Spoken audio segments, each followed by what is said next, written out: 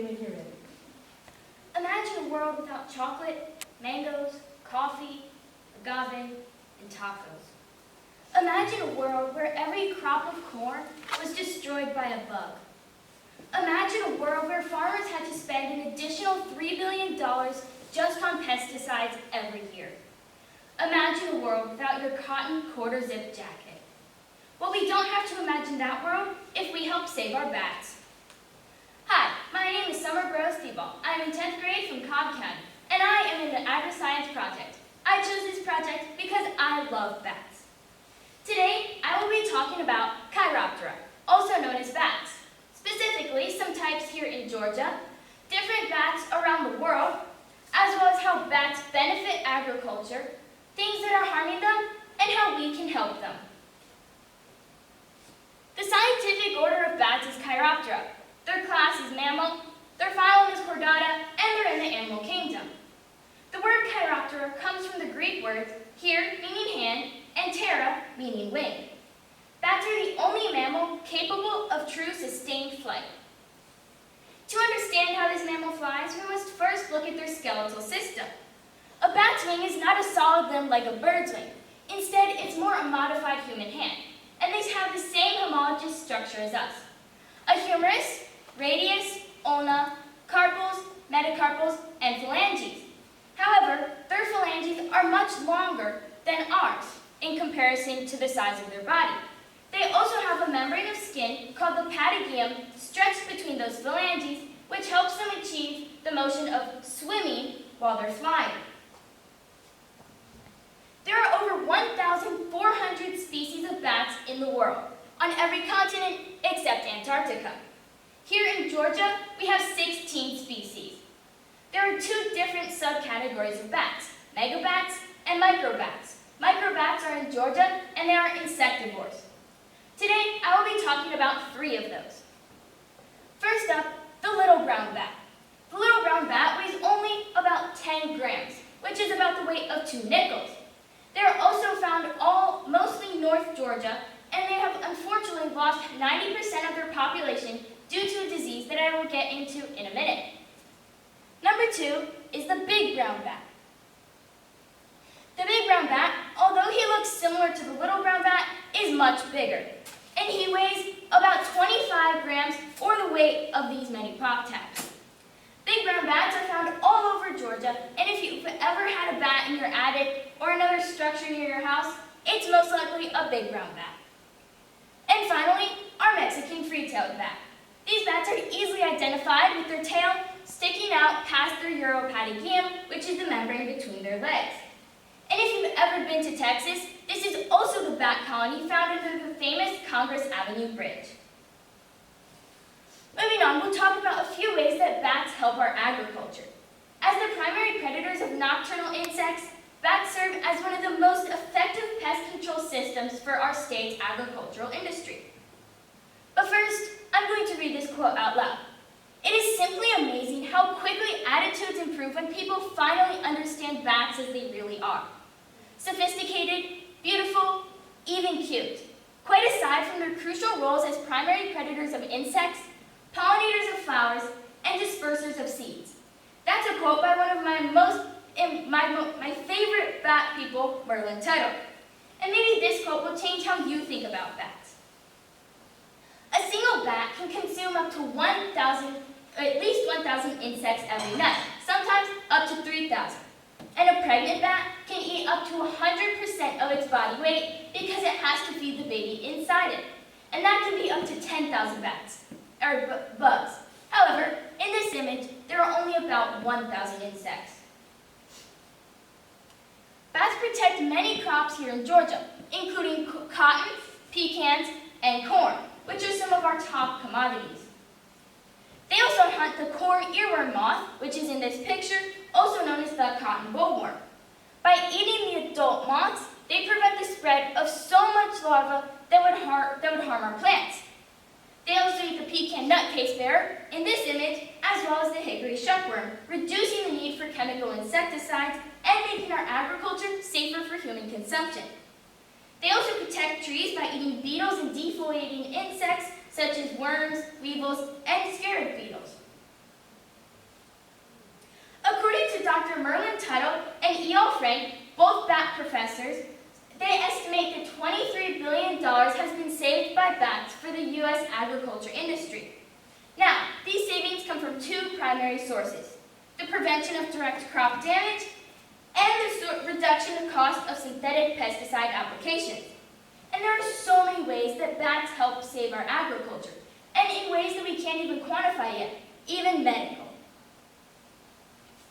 But when bat populations decline, that means the pesticide use has to go up, which increases the production costs and increases the chemical load in our environment. Now, like I said earlier, our 16 bat species are strictly insectivores, and they can contribute to the reproduction of plants through indirect nutrient cycling. However, by consuming beetles and insects and moths that feed on the foliage of our native plants, they're helping to save those plants and leave enough viable plants for our native pollinators like butterflies and bees. Worldwide, bats pollinate over 300 plant species, and here in Georgia, they play a crucial role in forest regeneration. As they move and fly around, bats aid in seed dispersal through droppings known as guano. This process, known as chiropterophily, highlights the importance of bats in maintaining plant diversity. Their guano is a highly potent natural fertilizer that contains high concentrations of nitrogen, phosphorus, and potassium, which are all important for all of our crops in Georgia, including pecans. And remember the coffee I mentioned at the beginning of my presentation? That also helps our coffee. Well, here in Georgia, they help all of our crops. And their guano also has a natural fungicide, and it contains a microbe called chitines, which breaks down the exoskeleton of nematodes in the soil. Moving on, we'll talk about a few things that are harming our bats, including deforestation, pesticide use and bioaccumulation, and white-nose syndrome. Deforestation, which is the process of removing and cutting down trees, has been hurting our bats' environment. It forces them to seek shelter in places that they wouldn't normally live. This also removes dead standing trees, known as snags. And these snags, they provided those natural roosting sites for bats, but without them, it makes them more susceptible to death, predators, and other diseases. The use of chemical pesticides reduces our insect population, which is our bats' food source. More critically, bats suffer from bioaccumulation. So when you spray your insects, or when you spray your plants and insects eat those plants, or the pesticide gets on your bug, then the bat's going to eat that bug. It causes bioaccumulation, where all of the chemicals build up in their fatty tissues, livers, and their brain, leading to so many side effects and, unfortunately, death. Moving on, we'll talk about white-nose syndrome. It was first discovered in 2006 in Howe Caverns in Albany, New York, by a hiker who took a picture of a weird fungus on a bat's nose. Then 2 years later, after extensive research, Dr. David Blehert of the United States Geological Society finally identified this disease, Pseudogenoascus destructans. Then in 2013, it was found here at 5 different sites in North Georgia by Katrina Morse with the Georgia Department of Natural Resources. And then in 2016, we noticed a major population decline of tricolored bats up in North Georgia mountains at Black Diamond Tunnel. It was a 97% population decline. They originally had 5,000 specific animals, but now there's only 152. White-nose syndrome is caused by a psychrophilic, also known as cold-loving disease, known as Pseudogenoascus destructans. Pseudo meaning false, gymno meaning naked, and ascus referring to the sac-like structure that produces the spores. It starts with a skin infection called cutaneous mycosis. This eats away at their muzzle and their patagium. It messes up how they exchange gas because they also use their wings to help get rid of carbon dioxide through transpiration. When that fails, carbon dioxide builds up in their blood, leading to chronic respiratory acidosis. The blood becomes too acidic, making the bat feel sick and causing it to wake up. However, when the bat wakes up, it faces another problem: dehydration. As the fungus breaks down proteins in the blood, the cells burst and release potassium. This increase in potassium is known as hyperkalemia. It can offset the heart's electrical signals, lead to heart failure, or even death. And when bats hibernate, they rely on a very small amount of body fat.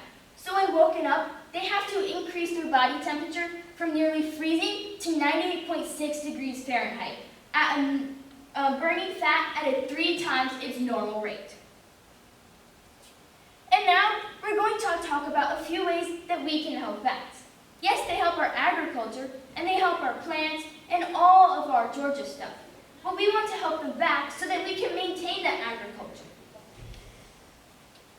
Habitat enhancement is one of the best ways that you can do this.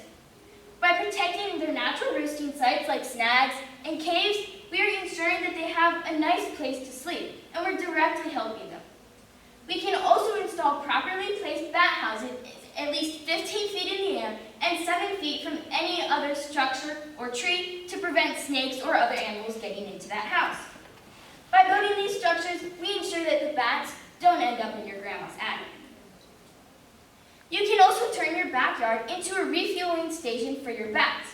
Since our Georgia bats are nocturnal, you need to attract the bugs they like and that are out at night. Some examples of plants include moonflower, also night-blooming jasmine, and yucca. Now, some of these plants either bloom at night or they have white flowers so that they reflect the moon's light. Like I said earlier, bioaccumulation, it kills our bats. So when you use insecticides in your garden, the bats eat those infected bugs. So instead of spraying chemicals to kill the bugs, just let the bat be your pesticide. And by reducing your chemical footprint, you ensure that insects bats are eating aren't poison and are not carrying any toxins that will build up in their fatty tissues and kill them. And finally, everyone here can help stop the spread of white nose syndrome. Since the fungus is spread by spores, if your shoes and clothes pick up the spores and you go to a different cave or even a different state, you could start a new outbreak.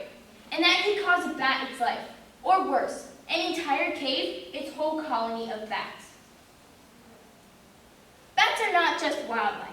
They're partners in agriculture. They control pests, reduce chemical use, and protect our top crops.